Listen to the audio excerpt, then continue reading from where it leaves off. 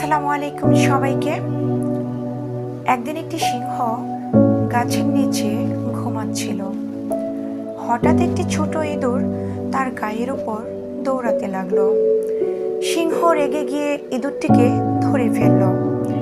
ইঁদুর ভয়ে কাঁপতে কাঁপতে বলল, আমাকে ছেড়ে দিন, একদিন আমি আপনার উপকার করতে পারি।